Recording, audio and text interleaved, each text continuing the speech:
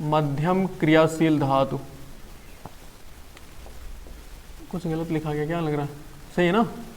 मध्यम क्रियाशील धातु, तो मध्यम क्रियाशील धातु में दो प्रकार के अयस्क मिलते हैं ना, एक होता है कार्बोनेट वाला और एक होता है सल्फाइड वाला। एक होता है सल्फाइड अयस्क, आज हम खत्म कर लेंगे इसको, मतलब लास्ट टॉपिक थोड़ा सा बचेगा, वो भी हम शाम तक खत्म कर लेंगे आज। और एक है कार्बोनेट अयस्क। कौन सा अयस्क है? कार्बोनेट अयस्क। थोड़ा सा हम एक एग्जांपल लिख लेते हैं, जैसे कि सल्फाइड अयस्क में हम क्या लिखना चाहेंगे, हालांकि कई है ना हमारे पास। सल्फाइड अयस्क में कौन कौन है, जैसे कि बोलो, अरे भाई ZnS बोलो, ZnS है कि नहीं, जैसे Cu2S है, और एक है ऐसे HGS मान लो, HGS याद है, सिनेबार। और कार्बन में क्या है, CuCO3 याद है, नहीं याद है, CuCO3 बोलिए, नहीं याद है। अरे इसी को तो हम वो क्या बोलते थे, कालामाइन इसी को बोलते थे ना, कालामाइन वाला ही ने गड़बड़ा था जी। रुको, ऐसे देखो, SAMG, आयरन को क्या बना दो, Cm, ऐसे था ना, आयरन को Cm बना दो। तो जो यहाँ पर सुनो, आयरन के अगल बगल क्या थे, हाँ हाँ जी Z, और आयरन को Cm, तो आयरन के ऊपर भी दो वाला था, तो ये ZnCO3, एक क्या था, हाँ एक कालामाइन था, दूसरा जिंक ब्लेंड था ना, जिंक ब्लेंड। तो कालामाइन का सूत्र क्या था, कालामाइन था तो Zn होगा ना जी, तो ZnCO3 था ना, जहाँ जिंक कार्बन था ना, CuCO3 नहीं था, ZnCO3 था। बस एक एग्जाम्पल इसका लेते हैं और एक एग्जाम्पल इसका लेते हैं। इसमें Cu2S का लेते हैं और इसमें किसका लेते हैं, ZnCO3 का, ठीक है। HGS बाकी हटा देते हैं और इनसे हम आगे लेकर चलते हैं, Cu2S लेकर चलते हैं।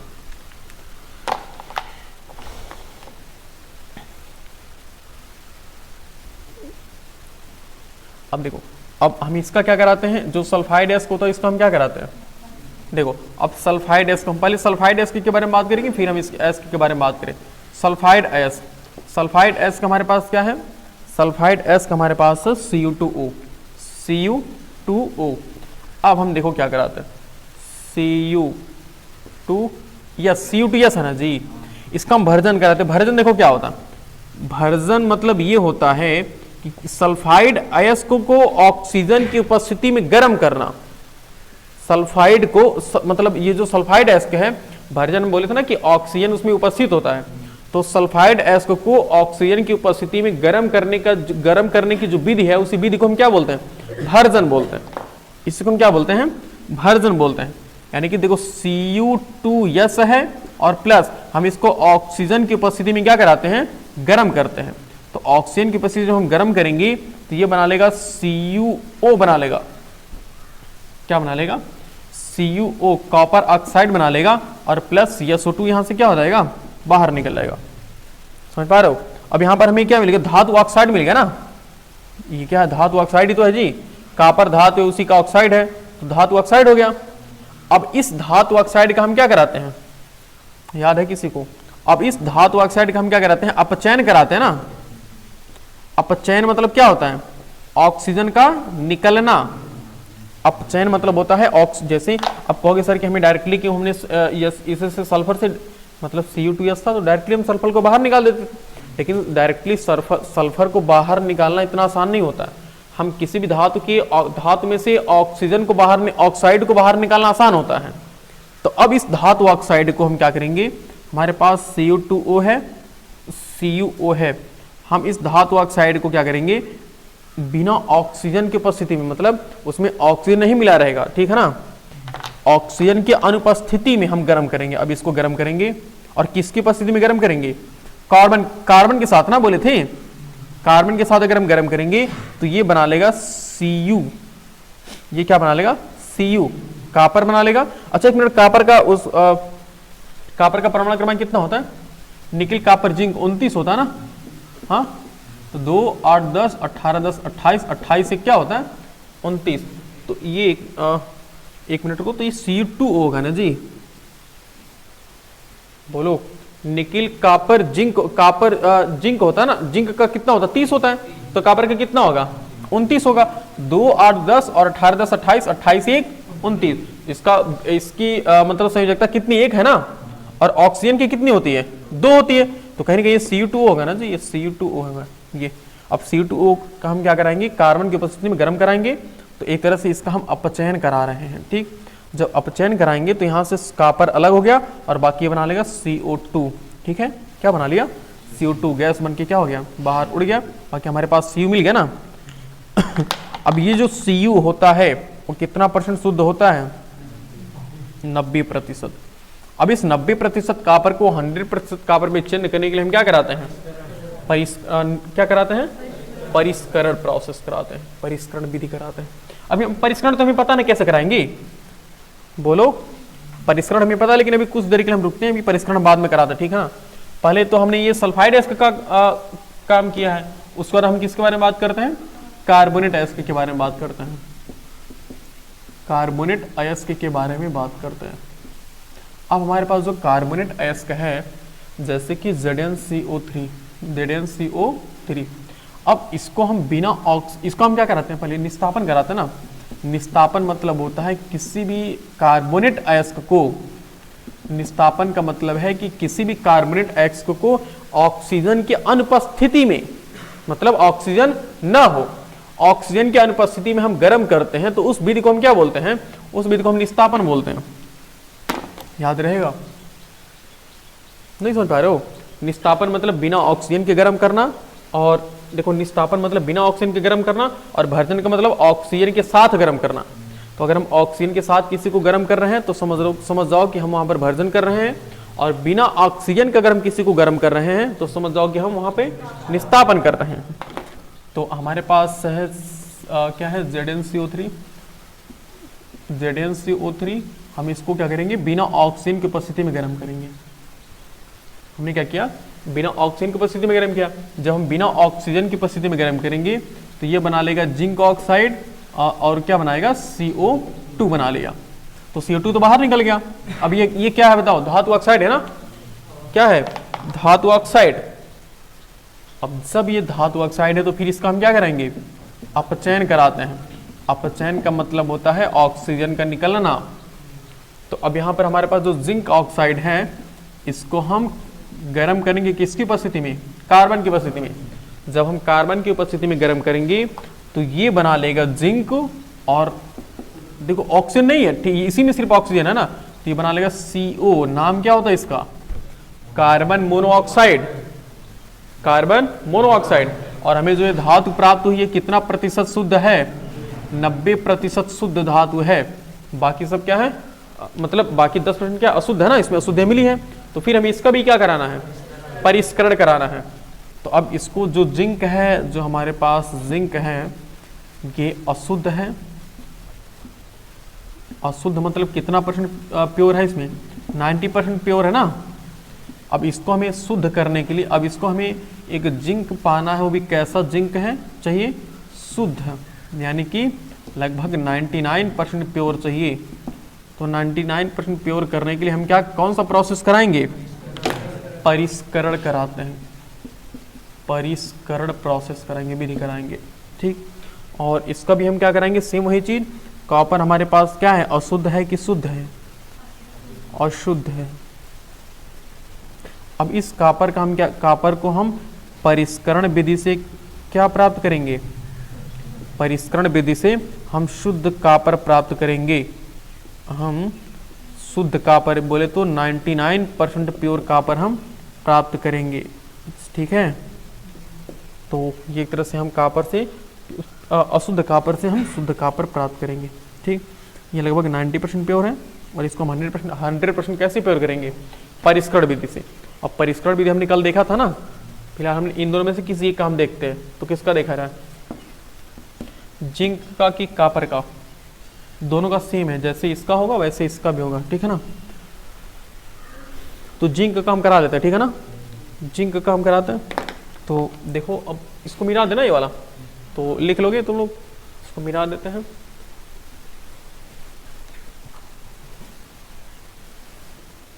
अब देखो जैसे हमने यहाँ पर लिखा है ZnCO3 लिखा, उसी तरह से हम और क्या कर सकते हैं, ZnCO3 था, उसी तरह से हम COCl3 आ गया, मतलब कैल्शियम कार्बोनेट आ गया, उसका भी हम करा लेंगे ना। कैल्शियम कार्बोनेट आ गया तो जब उसको गर्म, देखो कैल्शियम कार्बोनेट है तो कैल्शियम कार्बोनेट को जब गर्म करोगे तो CaO बन जाएगा, कैल्शियम ऑक्साइड बन जाएगा, और कैल्शियम ऑक्साइड को फिर गर्म करोगे तो क्या बन जाएगा, कैल्शियम प्लस कार्बन मोनोऑक्साइड, और कैल्शियम जब मिलेगा तो कैल्शियम क्या होगा, अशुद्ध होगा, उसको फिर शुद्ध कैसे कर लेंगे, परिष्करण विधि से। तो जितने भी कार्बोनेट होते हैं सबका हम निस्तापन करते हैं, निस्तापन के बाद अपचयन कराते हैं, ठीक, और अपचयन के बाद हम उसको शुद्ध करने की कोशिश में लग जाते हैं।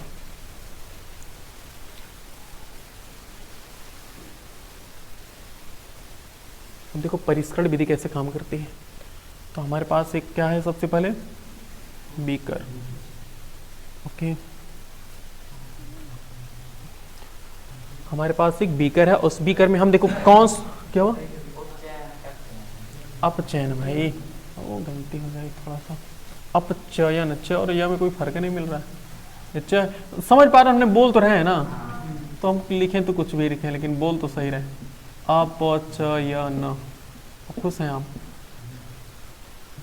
तो अब इसमें हम अगर याद करो तो हमने बोला था कि जो धातु होता है, जो धातु होता है उसी धातु का हम लवण यूज करते हैं इसमें ना, तो कौन सा लवण यूज करेंगे, जिंक सल्फेट, ZnSO4 याद है, इस हम यूज करेंगे ZnSO4, ओके, ZnSO4, और इसमें हम दो रॉड लाएंगे ना, एक किसकी रॉड रहेगी, एक अशुद्ध वाली रहेगी ना, तो अशुद्ध वाली तो मोटी है खूब ऐसे, और एक हम कौन सी रॉड लेकर आएंगे इसमें, शुद्ध रॉड लेकर आएंगे ना, और ये शुद्ध रॉड एकदम कैसी होगी, हाँ पतली होगी, इतना भी पतली नहीं होगी, ठीक है। ये है अशुद्ध, ये क्या है शुद्ध। बैटरी में याद करो तो हमने इसको किससे जोड़ना है, अशुद्ध वाले को, इसको हमें किससे जोड़ना है, एनोड से कि कैथोड से, एनोड से जोड़ना, अशुद्ध वाले को एनोड से जोड़ना है और शुद्ध वाले को कैथोड से, तभी तो माइनस रहेगा तो प्लस को खींचेगा और जिंक प्लस बनाएगा, तो ऐसे याद रखें, कैथोड नहीं क्या है, अशुद्ध एनोड, याद रहेगा, अ से अशुद्ध, अ से एनोड,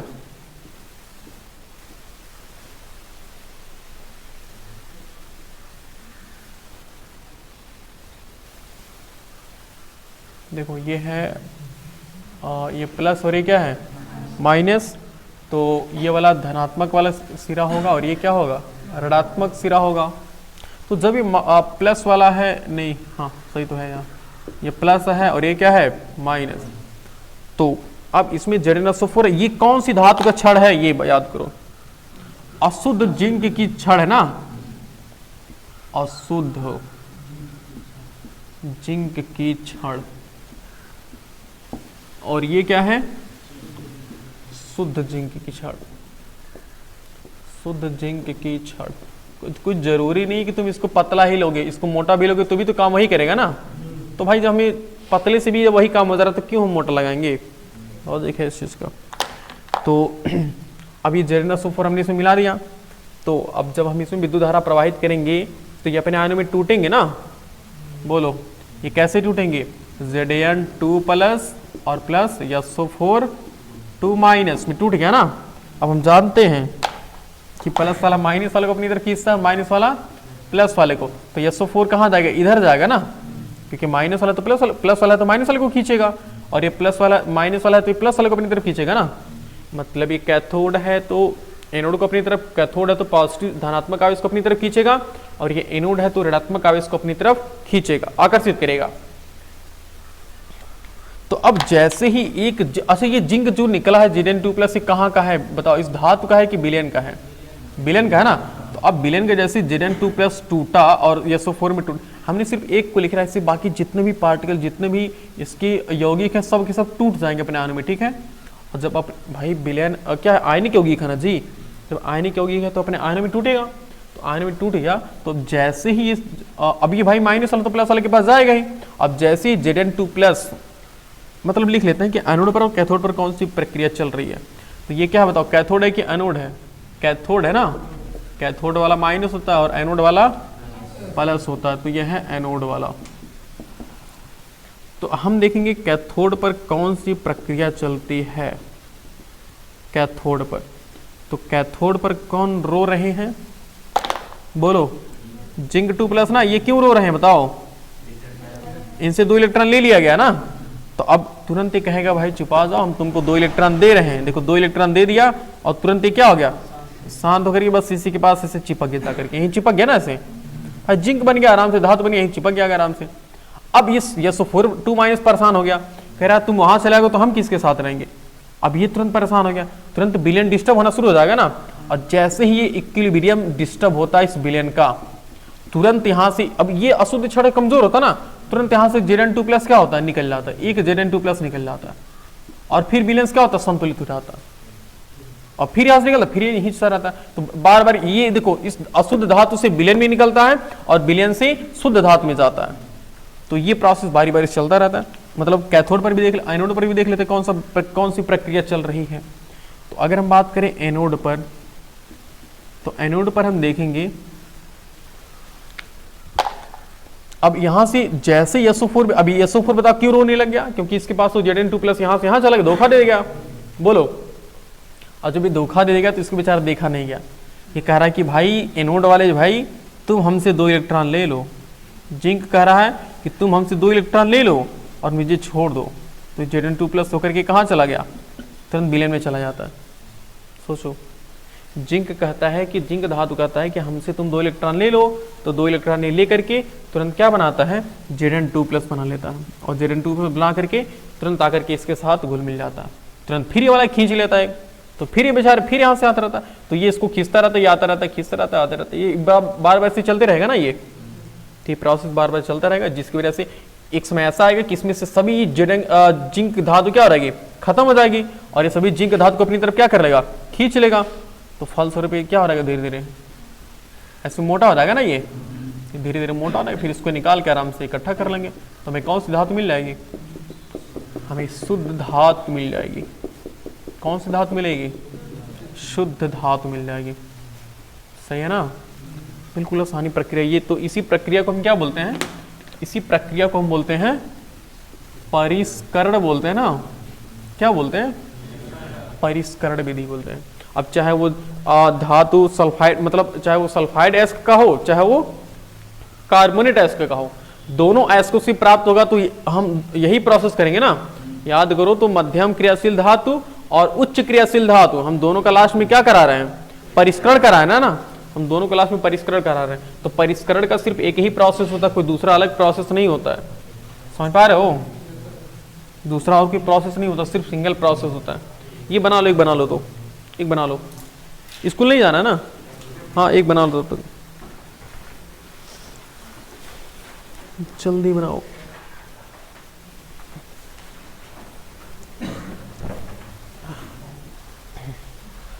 निम्न क्रियाशील धातु,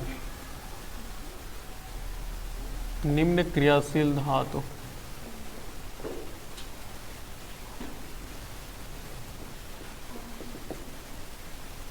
क्या नाम है उसका, निम्न क्रियाशील धातु। तो याद करो, जो निम्न क्रियाशील धातु तो किस रूप में पाए रहते हैं, किस अक्षर, पहले तो ये लिख लो कौन कौन है ये, जैसे CO2 यस है, और क्या है HG यस है, बोलो सही है, और एक है क्या है, वो था कॉपर सल्फाइड था, सिनेमार, 2 ही लिख लो, काफी है भी है। तो इसमें एग्जाम्पल किसी एक को लेकर चलते, इसको लेकर चला जाए, बोलो। तो इन सभी को हम क्या बोलते हैं, इन सभी को हम सल्फाइड एस्क बोलते हैं ना, इन सभी को हम सल्फाइड एस्क बोलते हैं। अब सल्फाइड एस्क का हम सबसे पहले क्या कराते हैं, सबसे पहले भर्जन कराते हैं ना। अब देखो भर्जन प्रोसेस क्या है, भर्जन प्रोसेस है कि इसको हम ऑक्सीजन की उपस्थिति में गर्म कराते हैं ना।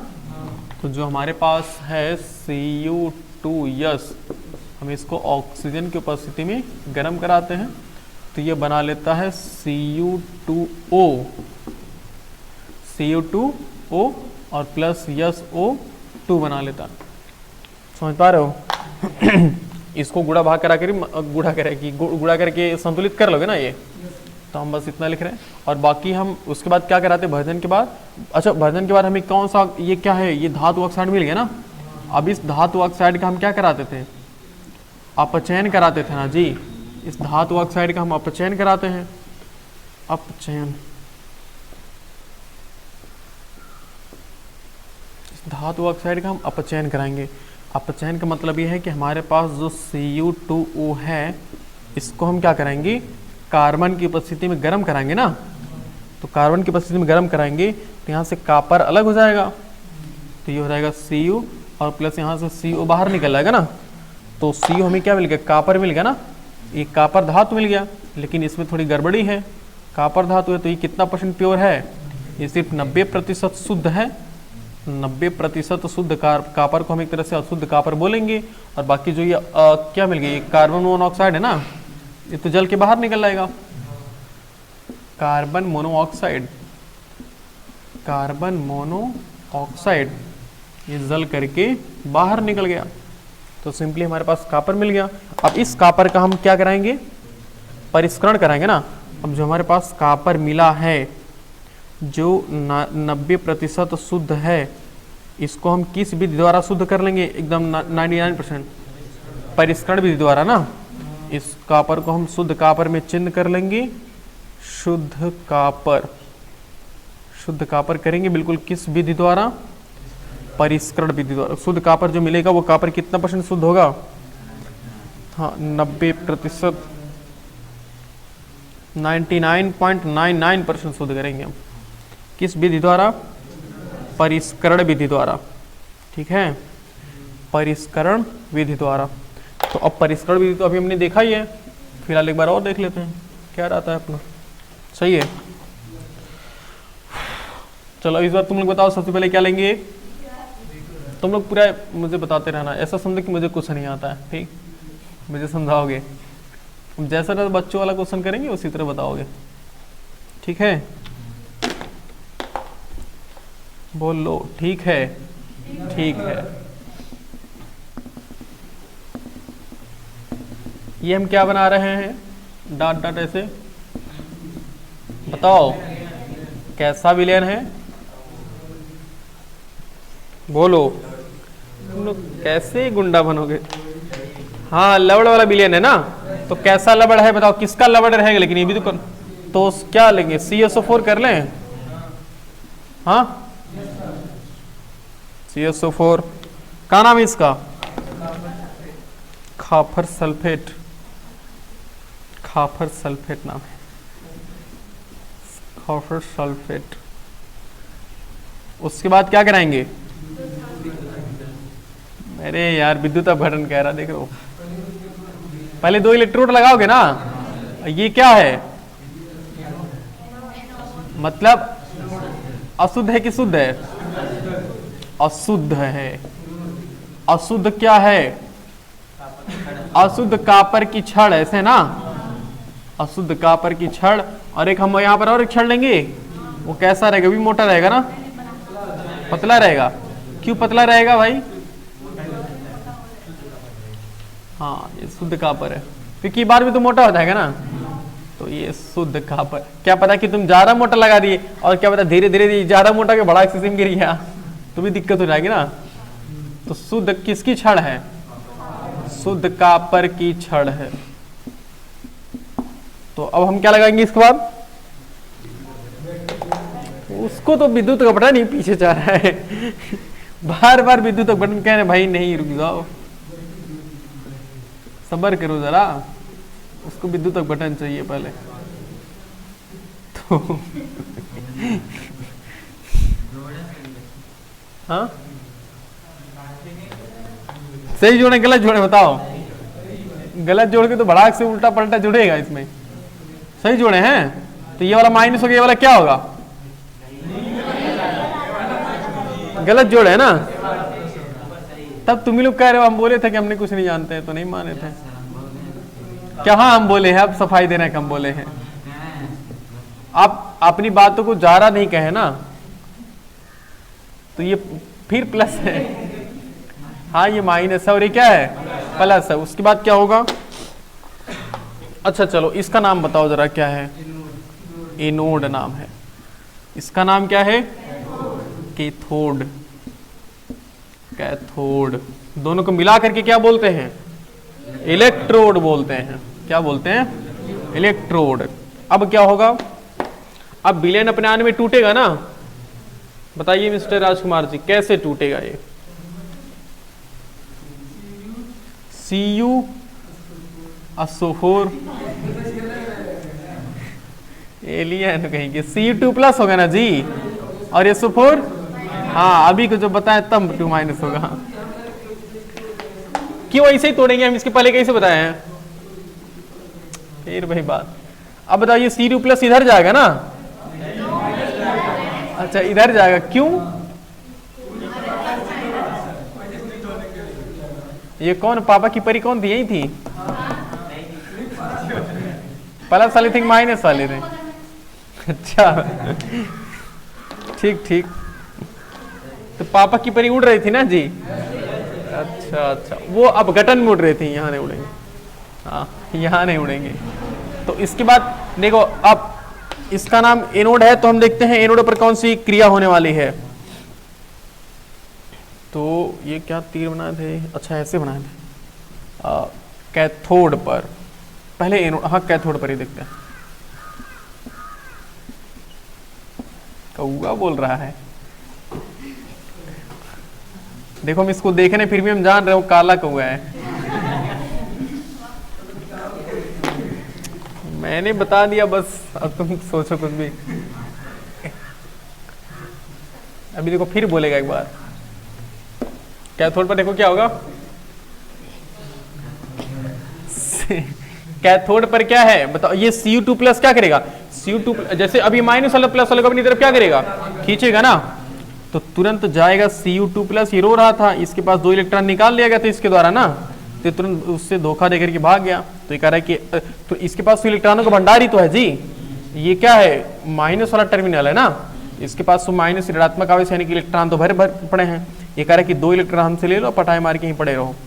तो ये Cu क्या करते हैं? चिपक जाता ना करके से, सिंपली चिपक जाता है। और बाकी अब ऐसा जब होता है तो बेचारे किसको नहीं देखा जाता है? बोलो किसको नहीं रहा जाता है? अरे भाई इस एनोड को नहीं, फिर वहां से एक निकलता है ना। क्या पढ़ रहे हो जी? एनोड पर। तो एनोड पर क्या होता है? एनोड पर जो यहाँ पर कॉपर रहता है ना, इसको देखा नहीं आता। ये तुरंत कहता है कि अब हम इसको रोता हुआ नहीं देख पाएंगे। तुरंत कहता है कि कॉपर की छड़ से कहता है कि तुम उससे 2 इलेक्ट्रॉन ले लो, और तुरंत क्या बना लेता? Cu2+ बना लेता है ना भाई। जब 2 इलेक्ट्रॉन, ये वैसे थोड़ी जाने देगा, Cu2+ है, प्लस वाला है, तो आखिर पॉजिटिव चार्ज है तो नेगेटिव चार्ज लेगा कि नहीं लेगा? तो 2 इलेक्ट्रॉन इससे लेता है, तुरंत Cu2+ इस विलेन में चला आता है। तो फिर जैसे विलेन में आता फिर एक Cu2+ खींच लेता है। तो ये प्रक्रिया बार बार चलती रहती है ना। तो ये प्रक्रिया बार बार, ये छड़ यानी कि जो एनोड कैथोड वाला, ये बार बार Cu2+ को खींचता रहता है, और एनोड बार बार Cu2+ देता रहता है। ये खींचता रहता है, देता रहता है, बारी बारी ऐसा। इसके फलस्वरूप क्या होगा? ये छड़ धीरे धीरे क्या हो जाएगा? मोटा हो जाएगा, और ये धीरे धीरे क्या हो जाएगा? क्योंकि इसमें से इलेक्ट्रॉन बारी बारी से क्या हो रहे हैं, मतलब इसमें से Zn2+, Cu2+ कहाँ गया? कापर बारी बारी से क्या हो रहा है? निकल रहा। तो जिसके फलस्वरूप ये छड़ क्या हो जाएगा? मोटा हो जाएगा ना। ऐसे देखते देखते ये छड़ काफी मोटा हो जाएगा, उसको हम इसको आराम से निकाल देंगे बस। तो प्रक्रिया, हमारा परिष्करण की प्रक्रिया पूरी हो जाएगी ना। ओके, Cu2+ बना लेगा, और ये क्या बना लेगा? मतलब ये याद रखना, देखो रटोगे ना कुछ नहीं समझ में आएगा, बस थोड़ा समझना कि कैसे हम चीज़ों को सोच पा रहे हैं, बस उसको ये चीज़ें समझ लो एक बार। बस ये चीज़ आज ऑटोमेटिक तुम लिख लोगे, इसको याद करने की जरूरत नहीं पड़ेगी। समझ रहे हो? मिटा दिया जाए। आगे पढ़ते हैं। आगे वाला मतलब हमने सोचो तो धातु निकालना सीख गए ना, कि धातु कैसे अलग करेंगे। अब हम धातु को बचाने की कोशिश करेंगे।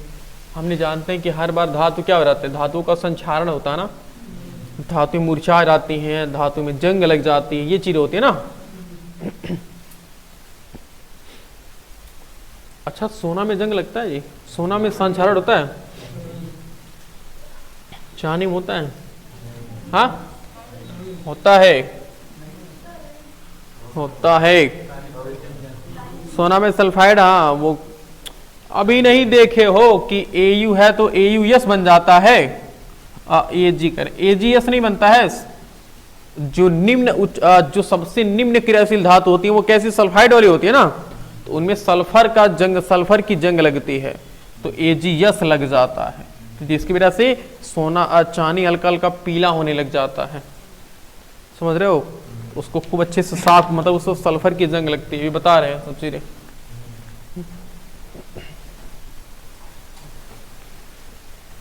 और इसमें जान लो कि हर साल बहुत ज्यादा चीज धातुएं खराब हो जाती हैं जंग लगने की वजह से।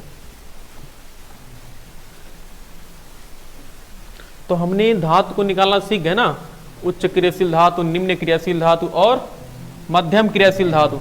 हमने सभी प्रकार की धातु को निकालना सीख गए। अब निकालना सीखे तो भाई बचाना भी तो सीखना पड़ेगा ना, कि हम धातु को किस तरह से बचाएंगे, उसी को बोलते हैं। अब उसमें एक प्रॉब्लम होती है कि जिसे हम बोलते हैं धातुओं का संक्षारण।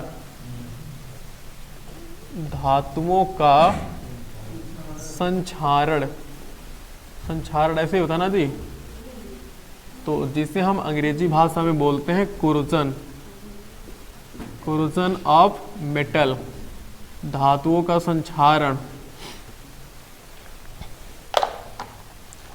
अब देखो एक एक्सपेरिमेंट और किया गया, इस एक एक्सपेरिमेंट तुम्हें बताते हैं। एक बार लोहा है, कैसे लोहा जानते हो ना, कुछ लोग देखे भी होंगे, देखे हो लोहा तो। अच्छा, लोहे में जंग लगती है ना, और बाकी देखो लोहे में जो संक्षारण होता है, तो लोहे के संक्षारण को हम जंग लगना बोलते हैं। ये भी थोड़ा सा इंटरेस्टिंग चीज है।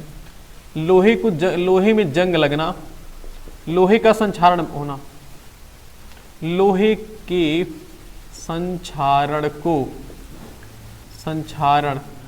को जंग लगना कहते हैं। क्या लगना कहते हैं?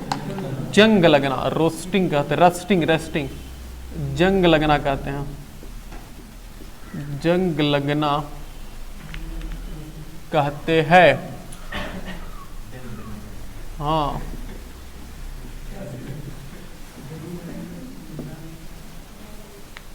उसके बाद अब देखो एक एक्सपेरिमेंट ऐसे किया गया कि जिसमें लोहा, मान लो कि एक लोहे की छड़ थी, लोहे की छड़ को ना एक बार ऐसे डिब्बे में, खूब एक डिब्बे में से रख दिया गया। किस में रख दिया गया? डिब्बे में। और इस डिब्बे में पूरा पानी, यहाँ तक पानी भर दिया गया है, और यहाँ पर कोई गैस नहीं है। ये लोहे की छड़ है। किसकी छड़ है? हमारी छड़ नहीं है। किसकी छड़ है? लोहे की छड़ है, और इसमें पानी भर दिया गया। पानी मतलब समझते हो ना, जल, H2O। अब देखा गया भाई इसमें जंग लगी नहीं, और इसमें कोई, देखो बीच में जो खाली ना, बिल्कुल एकदम खाली है। बिल्कुल क्या है? ये निर्वात है। निर्वात समझते हो ना, निर्वात मतलब कोई गैस की अणु इसमें है, कोई गैस के पार्टिकल है, ये नहीं है। तो देखा गया कि इसमें जंग नहीं लग रहा था। इसमें जंग नहीं लगा। जंग कैसे लिखेंगे? हाँ, जंग नहीं लगा ऐसे बोल देते हैं, जंग नहीं लगा, नो रस्टिंग।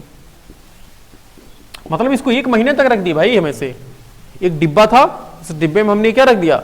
एक लोहा रख दिया, उसके अंदर उसको पानी में डाल दिया, और हमने यहां से पूरा गैस सब बाहर निकाल दिया, यानी कि निर्वात कर दिया। इसमें जंग लगा ही नहीं। ऐसा क्यों? और फिर हमने दूसरा एक्सपेरिमेंट किया।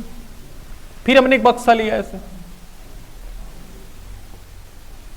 हमने इसके अंदर इस बार पानी नहीं भरा, इस बार हमने ऑक्सीजन भर दिया।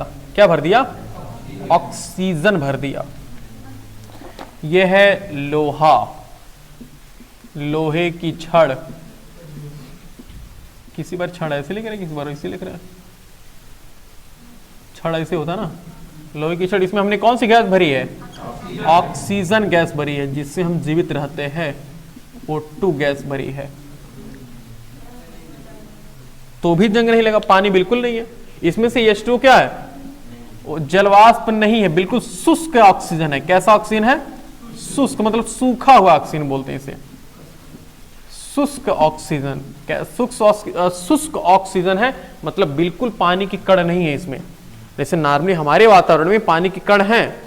अभी तुम यहाँ पर एकदम कोको कोला खूब ठंडा रख दोगे तो क्या हो जाएगा? उसके बगल बगल पानी आ जाएगा ना। तो पानी कैसे आया?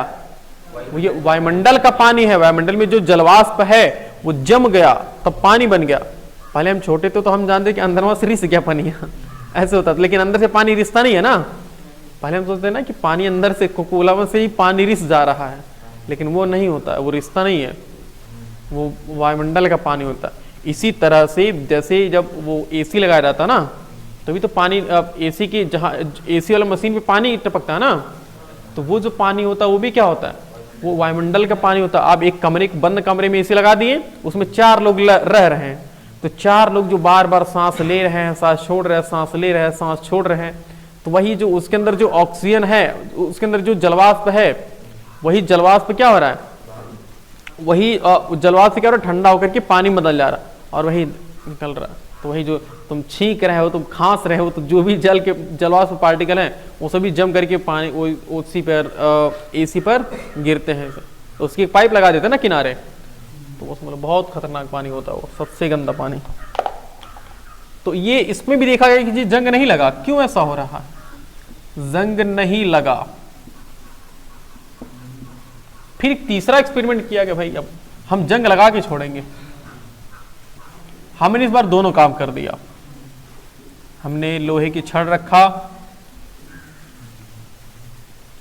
थोड़ा टाइम लगता है बनाने में ना, क्या किया जाए, जल्दी समस्या खत्म होगी। लोहे की छड़ है और क्या है, यहां तक हमने पानी भर दिया। हमने इसमें ऑक्सीजन भी भर दिया, मतलब जब ऑक्सीजन भर दिया तो इसके पानी में भी ऑक्सीजन हो गया ना।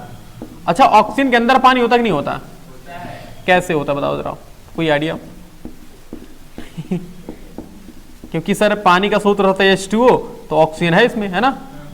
नहीं मुन्ना, पानी से ऑक्सीजन इतना आसान नहीं है बाहर निकालना, इतना आसान नहीं है पानी से ऑक्सीजन बाहर निकालने। बता रहे तुम्हें, बता रहे हैं अनभिज्ञ बाल को।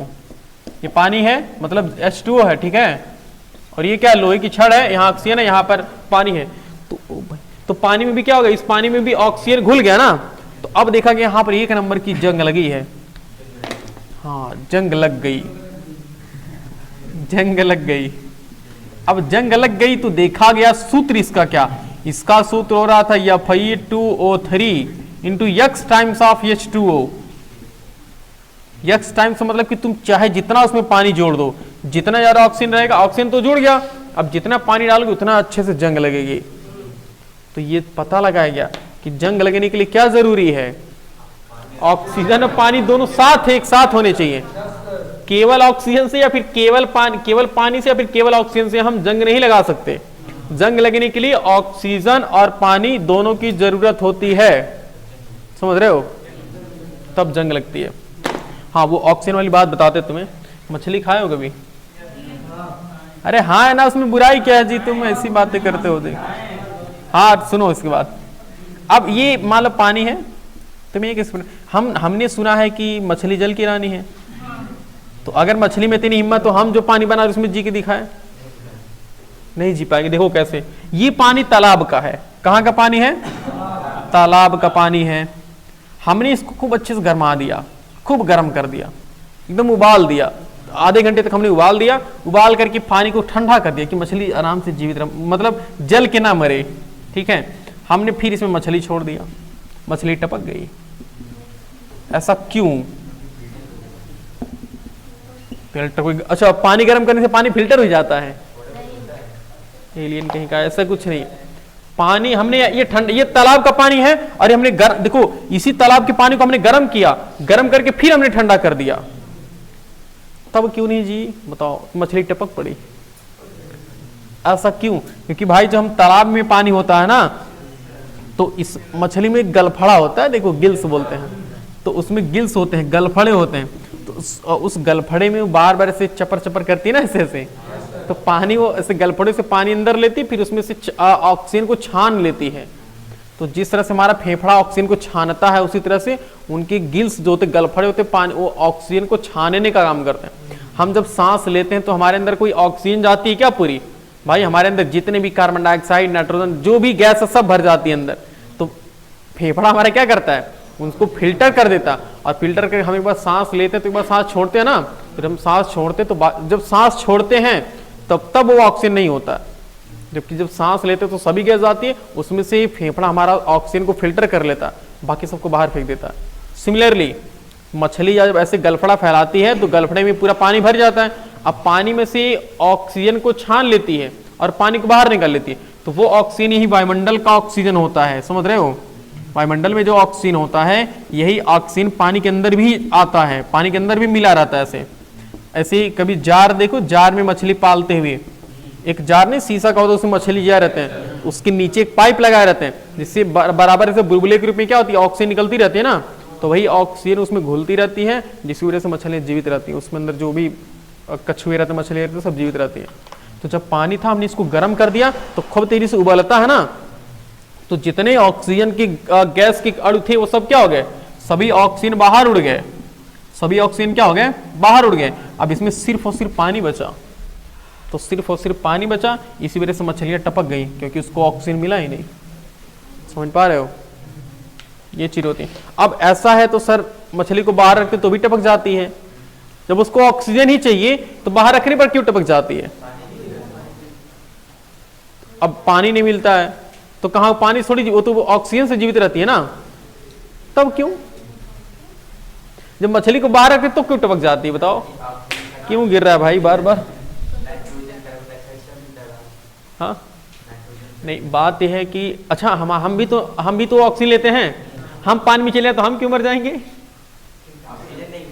क्योंकि सुनो, उनमें ये होता ना कि उनमें एक विशेष प्रकार की बनावट है गलफड़े की, कि उनमें से ऑक्सीजन और पानी से ही ऑक्सीजन छान पाएंगे, वायुमंडल में हवा में से ऑक्सीजन को नहीं छान पाएंगे। समझ पा रहे हो? और हम क्या, हम हवा में से ऑक्सीजन छान लेंगे और वो पानी में से ऑक्सीजन छानते हैं, इस वजह से वो वहां रहेंगे, हम यहाँ रहेंगे। समझ पा रहे हो? ये प्रोसेस चलता है। तो कहाँ हम ये कुछ अलग जगह चले गए थे, मिटा देते हैं इसको, तो याद रहेगा ना जी। तो मछली जल की रानी, लेकिन किस जल में रानी है? वो तालाब वाले जल में पानी, वो गर्मा देंगे पानी, उसको ठंडा करेंगे तो वहां रानी नहीं है, तो वहां टपक पड़ेंगी तुरंत, तो वहां तुरंत सीधे तला जाएंगी। सही है? तो जंग समझ गए नहीं? जंग लगने के लिए क्या जरूरी है? दोनों चीज, ऑक्सीजन और पानी दोनों जरूरी है। मिटा दें, ये नोट पे ऐसे बनाओगे।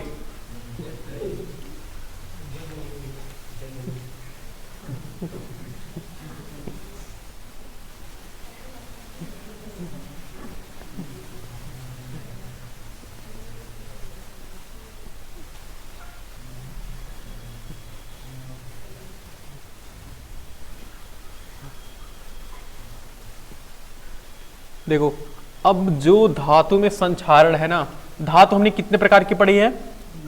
उच्च क्रिया, अच्छा धातु यही तो होती है ना, उच्च क्रियाशील धातु, उच्च क्रियाशील धातु,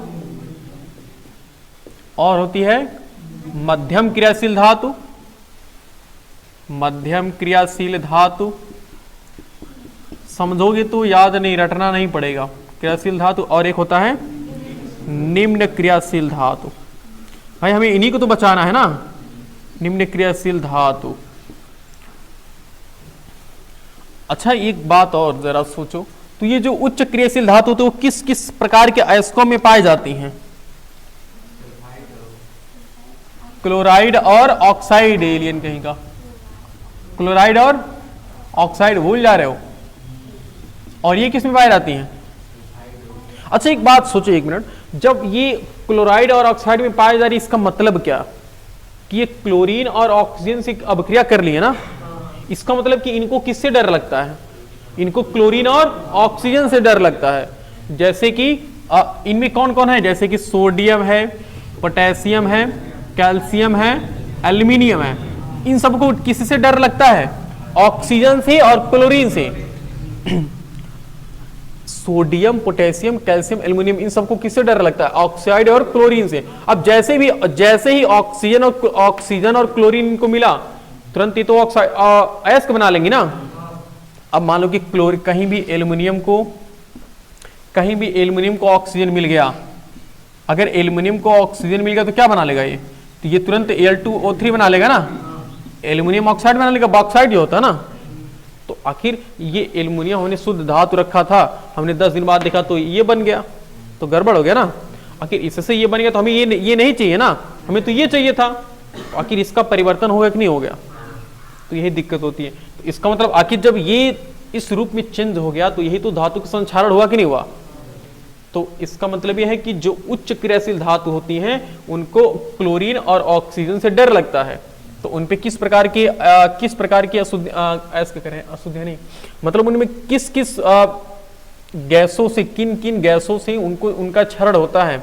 उनका क्षरण नॉर्मली क्लोरीन और ऑक्सीजन से होता है। बाकी जो मध्यम क्रियाशील धातु हैं उनको किससे होता है, उनको सल्फाइड, वो किस में होती है, सल्फाइड में पाई रहती है और किस में पाई रहती हैं, कार्बोनेट में पाई रहती हैं।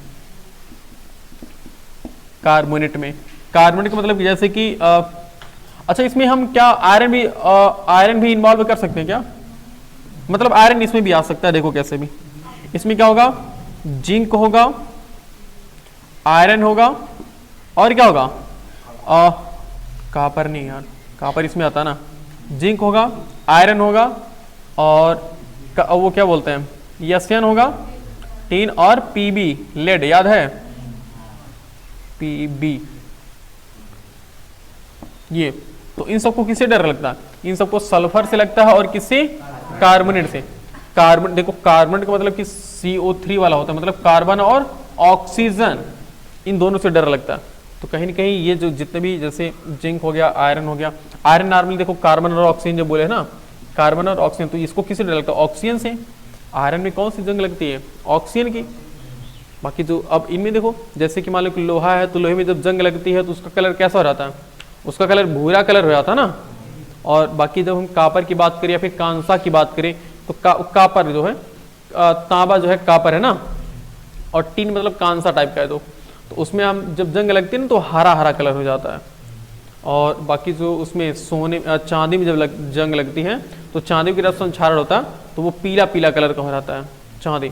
तो चांदी जब पीला पीला कलर हो जाता है तो समझ जाओ कि उसमें क्या हो रहा है, संक्षारण हो रहा है। तो उसको अच्छे से साफ करते हैं तो जाकर के वो ठीक हो जाता है।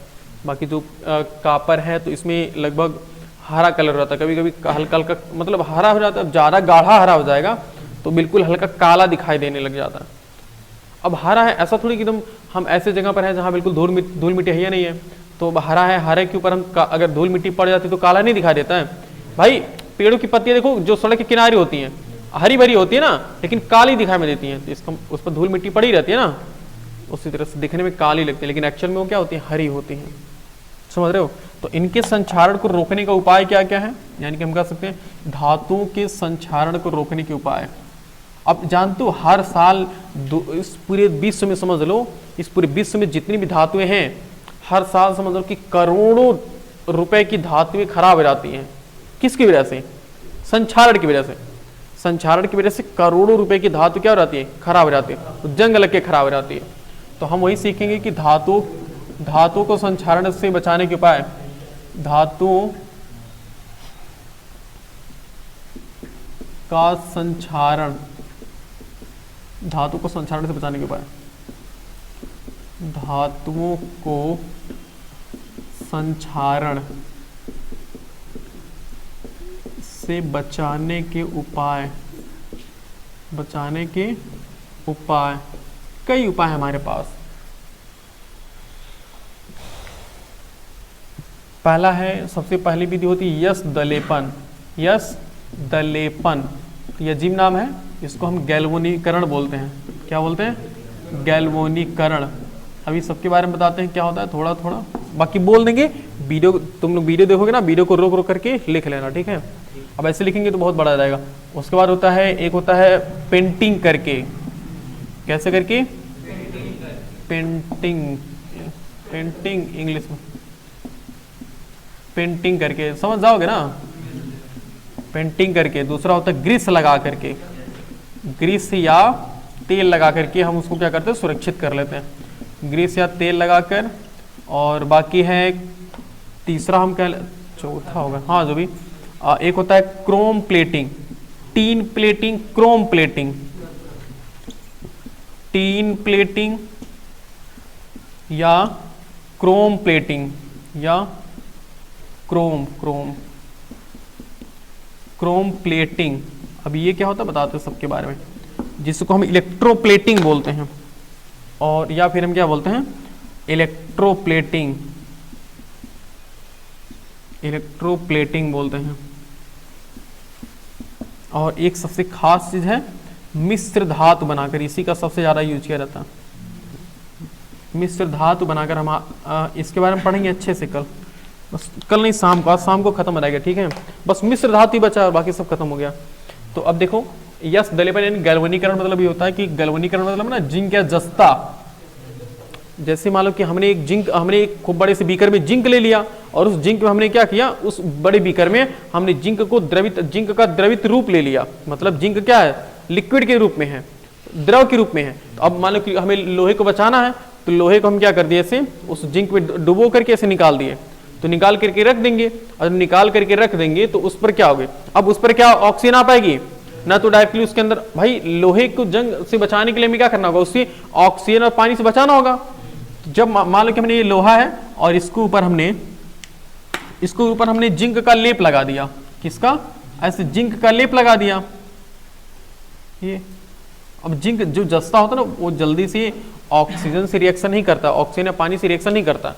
लो अब ये लाल वाला समझ लो कि लोहा है, तो लोहे के संपर्क में ना तो पानी ना तो हवा जा पाएगा, तो वो तब तक क्या होगा, वो बचा रहेगा, इससे कोई दिक्कत नहीं होगी। समझ पा रहे हो ना, तो ये चीज होती है।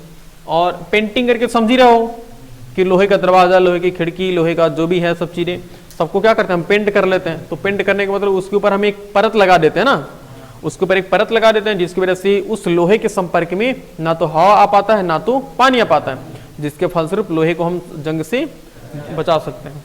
ग्रीस या तेल लगाकर समझ ही रहे हो कि जब हम ग्रीस लगा देंगे तो उसका मतलब पेंट की तरह वो भी होता है, एक तरीके से काम करता है। बस ये ट्रांसपेरेंट, ये मतलब आर पार दिखाई देता है, ये आर पार नहीं दिखाई देता है। तो हम ग्रीस या तेल लगा दोगे तो उसमें भी डायरेक्टली क्या होगी, पानी आएगा तो पानी को तुरंत वो बहा देगा ना, पानी तेल में मिलता नहीं है ना, इसी वजह से क्या होता है, जैसे ही पानी उसके पास जाता है तो ऐसे फिसल जाता है, बाकी ऑक्सीजन जा नहीं पाता, क्योंकि हमने उसके ऊपर लेप लगा है पूरा, इसकी वजह से वो भी जंग नहीं लगता है। और ग्रीस, जैसे ग्रीस होता है वैसे तेल भी काम करता है। टीन प्लेटिंग या क्रोम प्लेटिंग करके, इसमें हम टीन या फिर क्रोमियम की प्लेटिंग कर देते हैं। जैसे मान लो लोहा है, अगर हमें लोहे को जंग से बचाना है तो हम टीन, जो यसियन नहीं होता जी, टीन, उस हम टीन को उसके ऊपर एक टीन की एक परत लगा देते हैं। और टीन की परत लगाने के लिए हम क्या करते हैं, इसमें इलेक्ट्रोप्लेटिंग की जाती है। इलेक्ट्रोप्लेटिंग मतलब जैसे अभी ये था, इसके पहले जो हमने वो क्या पढ़ रहे थे, कौन सी विधि पढ़ रहे थे लास्ट में हम कौन सी विधि पढ़ रहे थे जी, परिष्करण विधि पढ़ रहे थे ना। तो उस परिष्करण, अच्छा बताओ परिष्करण विधि में क्या हो रहा था, परिष्करण विधि में सोचो शुद्ध धातु था और ये अशुद्ध धातु था। तो एक तरीके से मान लो कि हमें लोहे पर क्या, लोहे पर टीन की प्लेटिंग लगानी है। लोहे पर किसकी प्लेटिंग लगानी है, टीन की।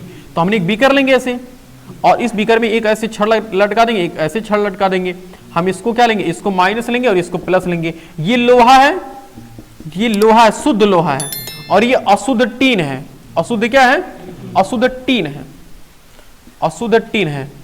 अब हमने इसमें ऐसे धारा प्रवाहित करा दिया। ये देखो, ये प्लस वाला, ये प्लस वाला, इधर वाला, ठीक है, राइट साइड वाला ये प्लस और ये क्या है, माइनस वाला है। अब ये है माइनस वाला, ओके। तो अब क्या होगा, जब ये हमने ऐसे मान लो कि कोई FeSO4 हमने ले लिया, तो जब इसमें से हमने करेंगे तो टीन के जो जैसे उसमें नहीं होते थे कि जिंक का कण यहाँ से यहाँ चिपक रहे थे, उसी तरह से, लेकिन यहाँ देखो इलेक्ट्रोप्लेटिंग हम कर रहे हैं ना, तो डायरेक्टली क्या होता है, ये लोहा है और ये क्या है, टीन है। तो टीन से क्या होते हैं, पार्टिकल्स निकल, ये प्लस वाला, ये माइनस वाला प्लस वाला ना।